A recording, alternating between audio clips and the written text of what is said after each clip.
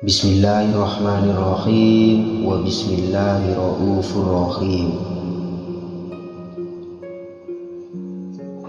Kenalilah diri sebelum mengenal Tuhan.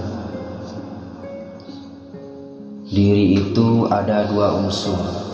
Yang pertama, diri zahir berupa jasad, dan yang kedua, diri batin berupa ruh. Dan diri itu dapat pula dibagi atas tiga unsur. Yang pertama, diri yang hak atau diri yang sebenarnya. Yang kedua, diri terperi atau Muhammad. Dan yang ketiga, diri terdiri atau Adam. Dan ruh itu ada tiga martabat. Yang pertama, ruh idofi atau nafas yang keluar masuk. Yang kedua, ruh muqayyad atau yang mengendarai atau yang bergerak ke seluruh tubuh. Dan yang ketiga, ruh mutlak yang tetap pada tempatnya. Dan zat itu ada tiga asma.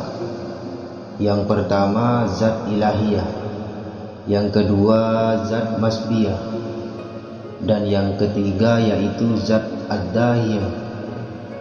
Dan diri zahir ada dua unsur bagi pula. Yang pertama, jasad yang mengandung ruh. Yang kedua, ruh yang mengandung jasad. Dan diri kita ini mengandung dua aspek. Yang pertama, diri yang bersifat ketuhanan atau lahud. Yang kedua, diri yang mengandung kehambaan atau nasub. Dan dalam diri kita ini mengandung tiga rahasia. Yang pertama, rasa yang hak atau rasa Tuhan.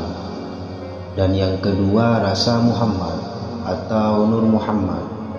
Yang ketiga yaitu rasa Adam atau rasa yang tercela.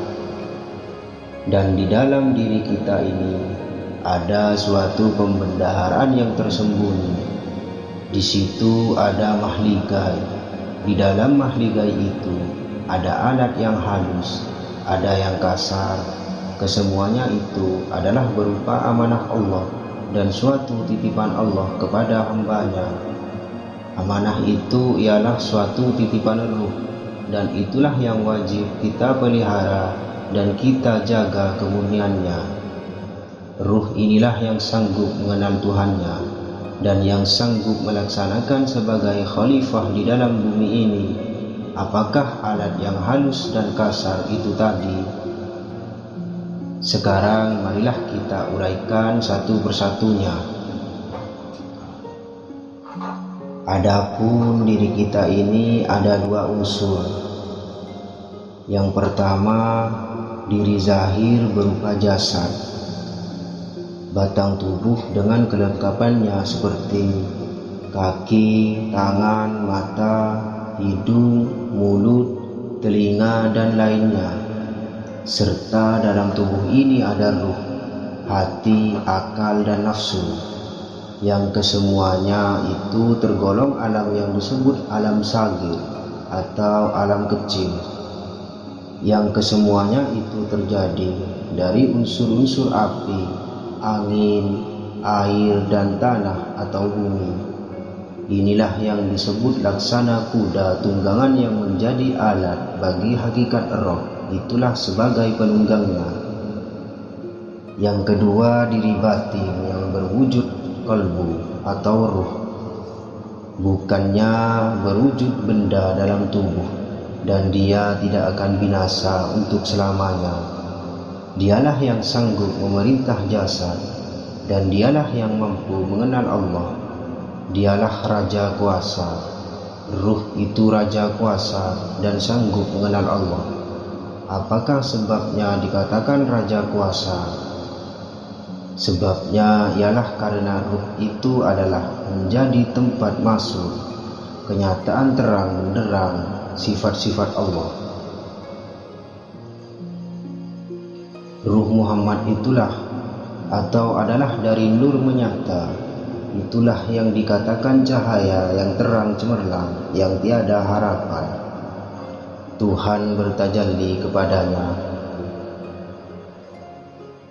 Sedap sifat-sifat Allah itu ada pada zatnya, maka apabila kita mendakwah kepada ruh, maka haruslah ditembuskan pandangan kita kepada sifat dan zat Allah, supaya tidak terdinding lagi kepada Allah. Kalau kita terhenti kepada ruh itu saja, tidak kita teruskan kepada Allah, maka kita terdinding kepada Allah. Kalau masih betah berdiam kepada Muhammad, berarti belum kembali atau belum pulang landas ke pangkalannya. Kalau sudah pernah tinggal landas, inilah yang dikatakan orang yang bergembira setiap saat. Sedangkan Rasulullah sendiri sebagai asal-usul segala kejadian, ruh beliau pulang kembali ke pangkalannya. Apalagi kita ini yang derajatnya lebih rendah. Semoga bermanfaat. Salam satu Rasul.